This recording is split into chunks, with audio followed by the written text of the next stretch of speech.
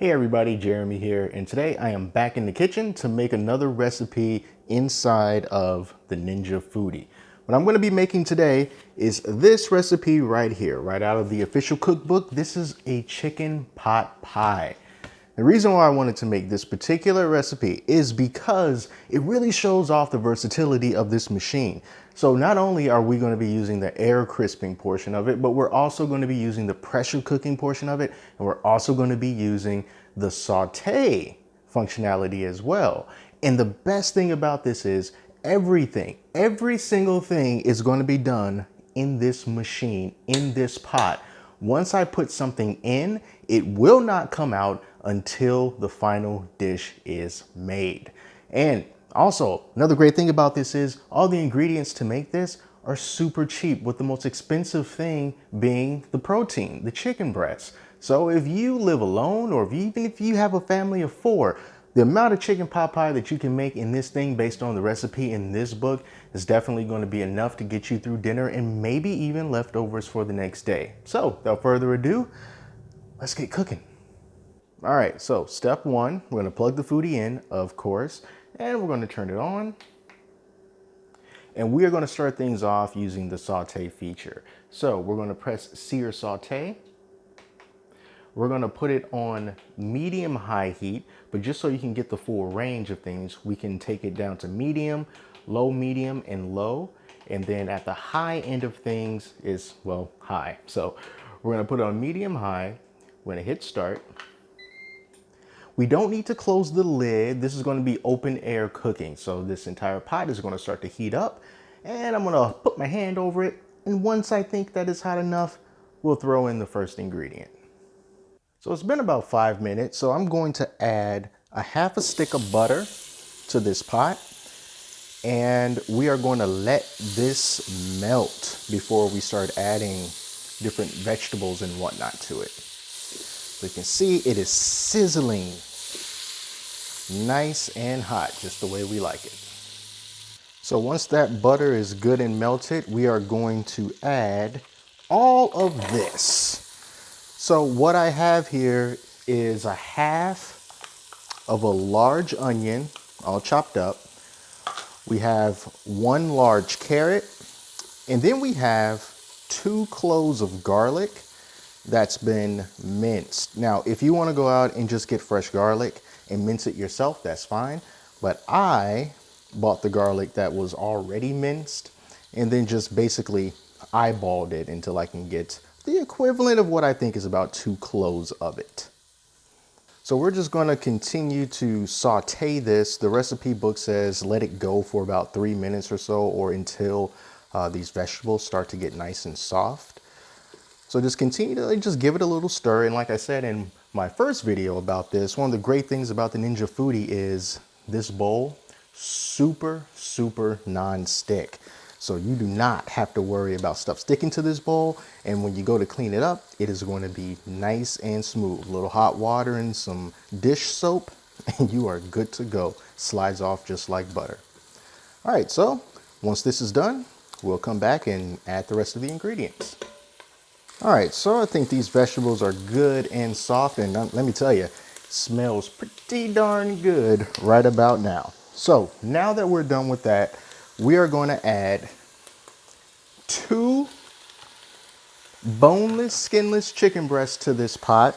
Now, little deviation from what the recipe says, I actually seasoned it a little bit.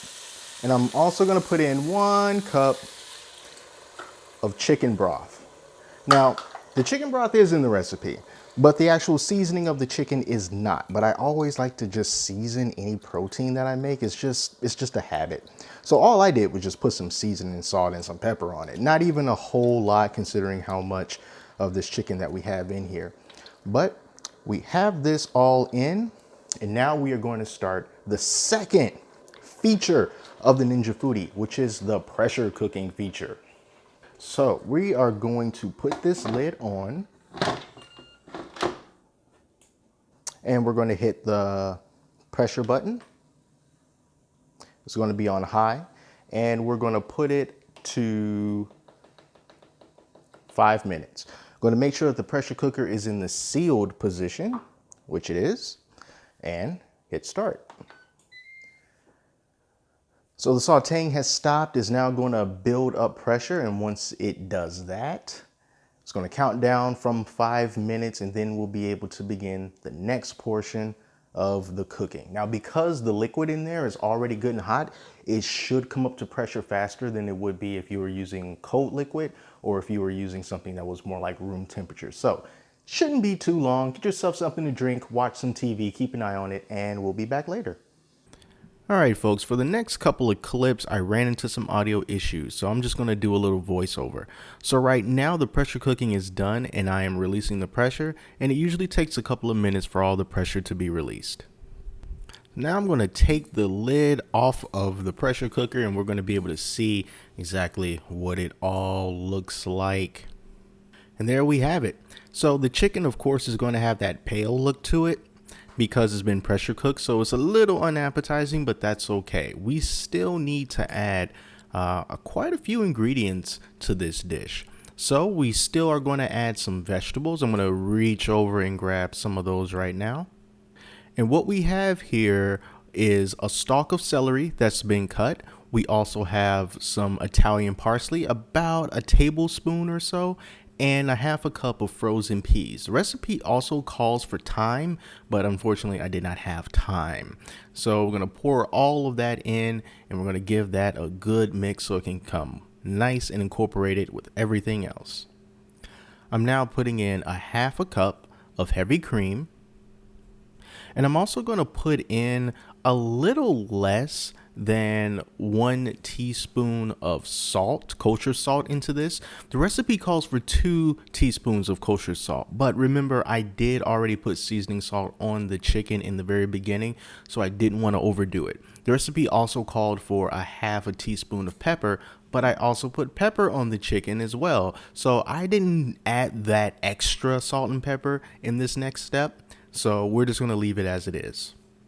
Next up is 1/4 of a cup of all-purpose flour. This is going to help act as a thickening agent because we're going to need to stir all of these ingredients up, and we need for this liquid to become thicker than what it is now. So I'm just going to keep stirring it up. The recipe book says that it's going to take around 3 minutes or so for everything to get nice and thick, but you just keep stirring until it reaches the thickness that you're comfortable with. As you can see right now, things are a little bit liquidy.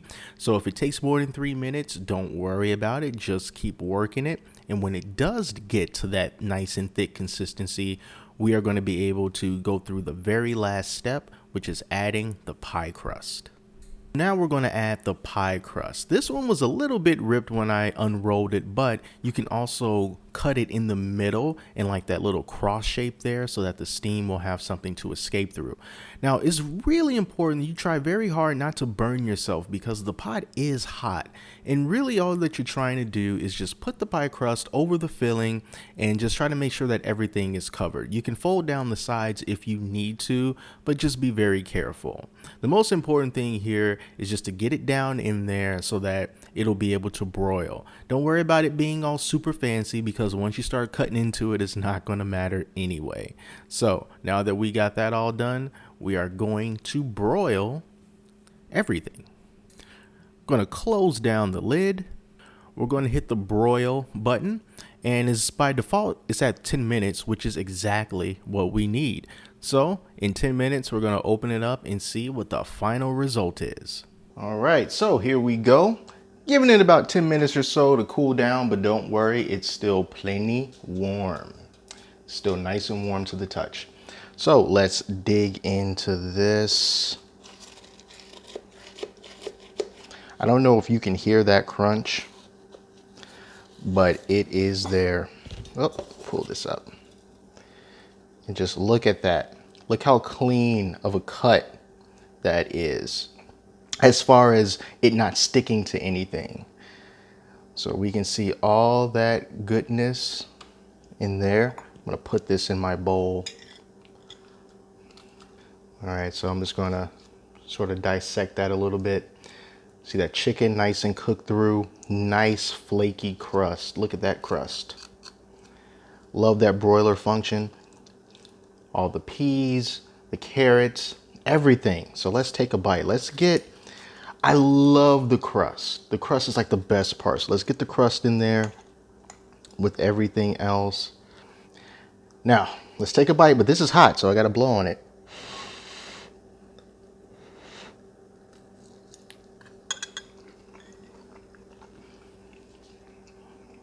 Oh yeah.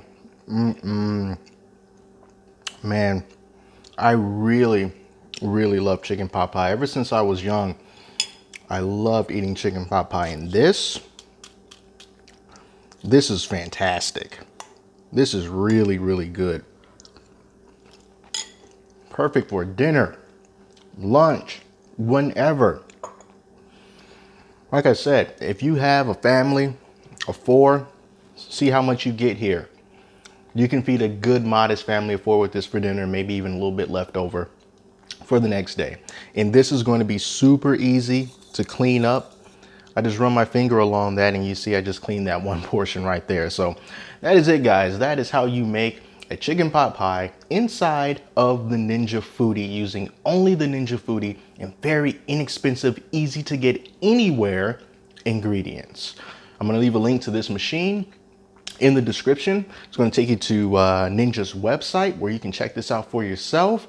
And I gotta tell you, it is a worthwhile investment. So thank you all so much for watching. Until next time, I'm Jeremy, and I'll talk to you later.